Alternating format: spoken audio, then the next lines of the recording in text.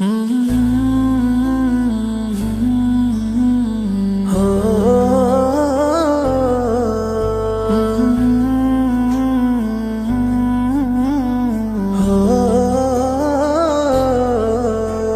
رسول الله يا حبيب الله يا شفيع خير البراء يا رسول الله يا حبيب الله يا شفيع خير البراء يا رسول الله يا حبيب الله يا شفيع قمر الدجى رسول الله يا حبيب الله يا شفيع. அஸ்ஸலாமு அலைக்கும் வரஹ்மத்துல்லாஹி வபரகாத்துஹு. ரசூலுல்லாஹை கனவில் பார்ப்பது உண்மை என்ற தொடரில் நாம் இன்று பார்க்க இருப்பது மதுஹபுகள் உண்மையானது.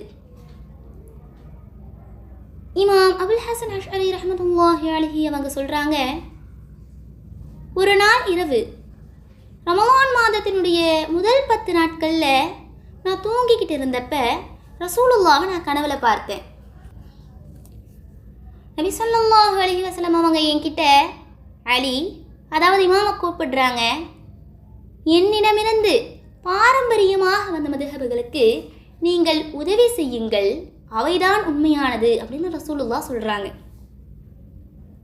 இந்த இமாம் இருக்காங்க இல்லையா, இமாம் அபுல் ஹசன் அஷ்அரி ரஹ்மத்துல்லாஹி அலைஹி அவங்க மிக பெரும் சிந்தனையாளர், மார்க்க விஷயங்களை நல்லா அறிஞ்சவங்க, 4 மதுஹபுகளுக்குள்ள கட்டுப்படாமல் புதுமையாக சிந்தித்து செயல்பட்டு கொண்டிருந்த ஒரு நபர்.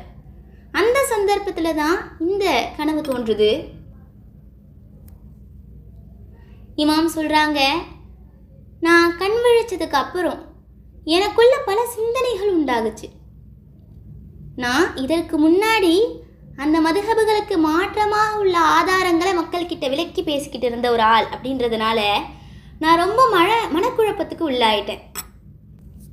இதற்கு பிறகு ரமலானுடைய நடு 10 நாட்களில் மீண்டும் ரசூலுல்லாஹ் அவங்கள நான் கனவுல பார்த்தேன். ரசூலுல்லாஹ் என்கிட்ட கேட்டாங்க, நான் உங்களுக்கு ஒரு உத்தரவிட்டனே, அதை பற்றி நீங்கள் என்ன செஞ்சீங்க அப்படின்னு கேட்டாங்க. இமாம் சொல்கிறாங்க, அல்லாஹ்வின் தூதரே, நான் என்ன செய்ய முடியும்? உங்கள் கருத்துக்கள் மூலம் வெளிவந்துள்ள மதுஹபுகளுக்கு வேறு பல பொருத்தமான கருத்துக்களை நான் விளக்கமாக அறிவிச்சிருக்கேன். அதே மாதிரி அல்லாஹ்வை பற்றி பேசும்போது எதெல்லாம் நம்மளுடைய சிந்தனைக்கு எட்டுமோ ஏற்றுக்கொள்ள முடியுமோ அப்படிப்பட்ட பொதுவான ஆதாரபூர்வமான கருத்துக்களை மட்டும்தான் நான் பின்பற்றி இருக்கேன். அதுதான் நான் மக்கள்கிட்டையும் சொல்லியிருக்கேன். அதற்கு நபி ஸல்லல்லாஹு அலைஹி வஸல்லம் அவங்க சொல்கிறாங்க, என் சொற்களிலிருந்து உருவான மதுஹபுகளே உண்மையானவை, அவற்றுக்கு ஒத்துழைப்பாக இருங்கள் அப்படின்னு ரசூலுல்லாஹ் என்கிட்ட சொன்னாங்க. உடனே நான் தூக்கத்திலிருந்து முழிச்சுக்கிட்டேன்.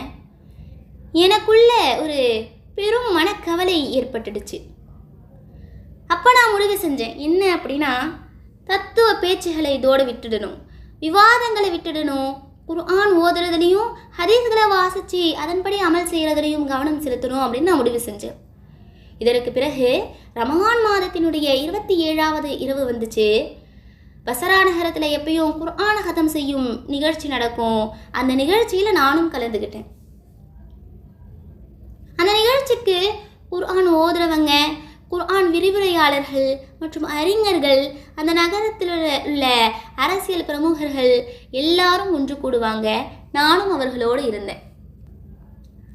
இந்த நிலையில் திடீர்னு எனக்கு தூக்கம் ரொம்ப வர ஆரம்பிச்சிடுச்சு.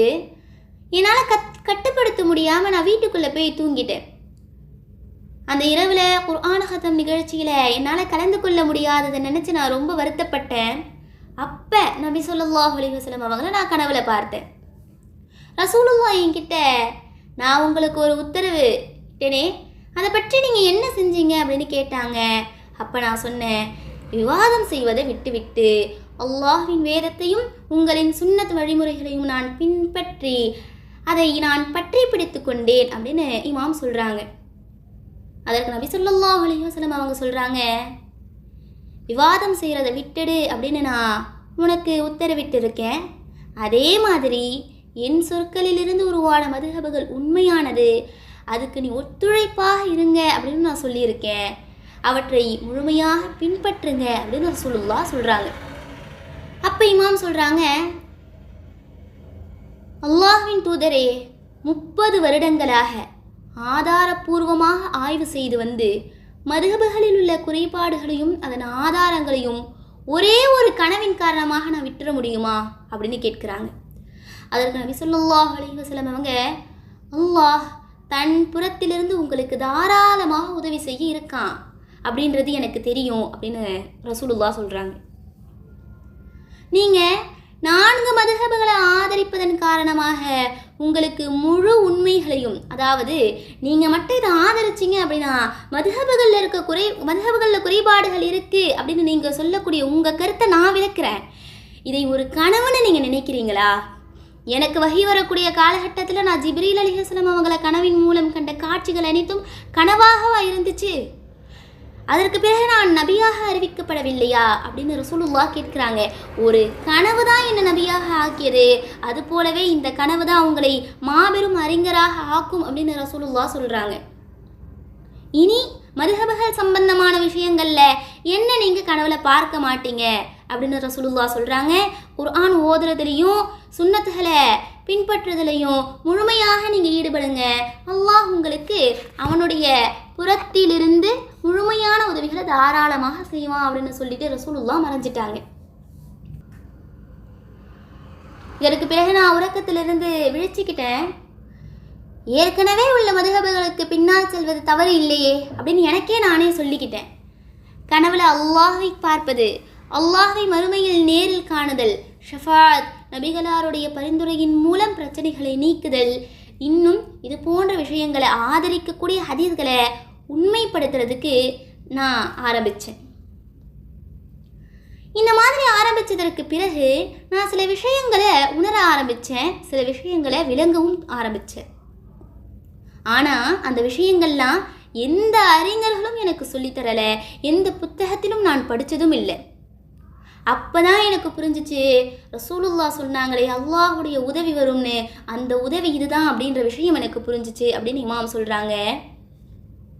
நபி ஸல்லல்லாஹு அலைஹி வஸல்லம் அவர்களுடைய உத்தரவுக்கு பிறகு இமாம் அஷ்அரி ரஹ்மத்துல்லாஹி அலைஹி அவங்க ஷாஃபி மதுஹபை பின்தொடர்ந்து வாழ்ந்தாங்க.